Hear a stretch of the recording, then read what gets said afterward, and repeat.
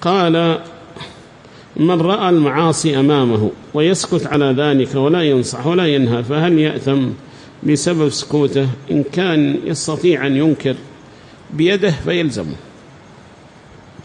وإن كان يرى في الإنكار باليد فتنة فينزل إلى المرتبة الثانية، الإنكار باللسان، فيقول: يا جماعة اتقوا الله، هذا حرام، هذا لا يجوز.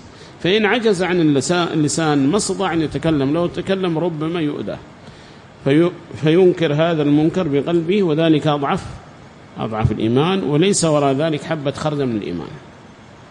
فإن سكت بلسانه يكون الإنكار القلبي موجود، إذا ضعف عن الإنكار باليد ثم عن الإنكار باللسان فينكر بقلبه، وهذه منكرات ينكرها بقلبه. ولكن من رضي وتابع، هذا الذي هو مذموم، من رضي وتابع.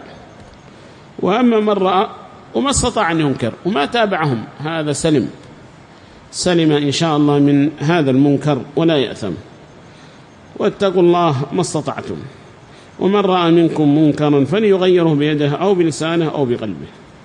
فالحمد لله أن الله يعني رحمنا في التكليف في إنكار المنكرات، ولم يوجب علينا الإنكار باليد فقط، لأنه يعلم ضعفنا سبحانه وتعالى، فجعل على هذه الثلاثة المراتب، إما باليد أو باللسان أو بالقلب، وهو أضعف الإيمان.